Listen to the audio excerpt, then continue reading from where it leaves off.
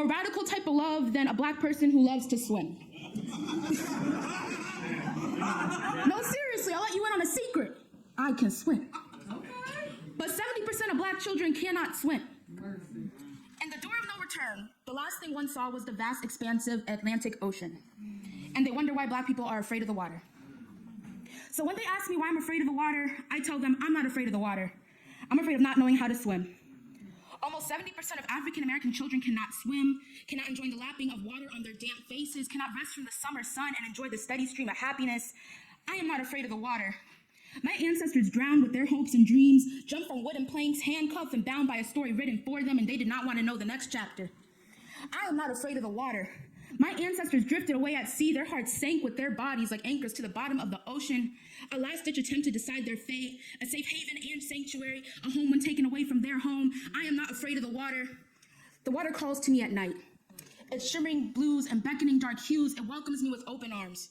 It tells me there are safer places, that the shore is my enemy, that this land is your land, this land is not my land. My home is a distant memory, and the shore is where the nightmare began. Within the waters is where I was told I could be safe. That death was not defeat, but rather a decision, and my ancestors were forced to make. Rather die than live amongst the shore, rather jump and forever fly amongst the stars above high tides, than keep their shackled feet on this unsteady ground. This ground is what I fear.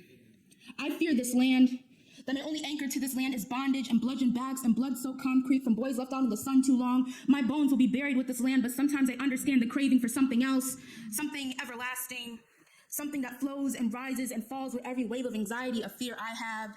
The ocean calls to me, tells me we're related, blood sisters. A family reunion every time I swim. I see my ancestors crave the sea, see that they saw what their enslavers couldn't, see that they rather drown their tears in something familiar than cry out in despair in plantations they did not know. That I am not afraid of the water. I'm afraid of going in and not wanting to come back. Of being embraced with clear waters of sincerity. The water fills my lungs with the same hope it did my ancestors. It lets me choke on sweet memories of better days and expel what may come tomorrow. Tomorrow they would say I will drown like my ancestors, but not in an ocean of despair. I was enveloped in a warm embrace as I joined them. When I say almost 70% of black children cannot swim, I say 70% of black children were lied to.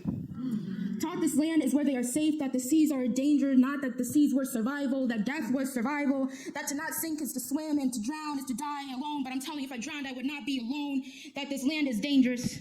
The streets I walk on haunt me. They follow me and question me if I should be here, if I belong on this land that they brought me to, tell me to go back after all the work that I've done. And if I could, I'd tell them I'd go back to the waters that saved my ancestors.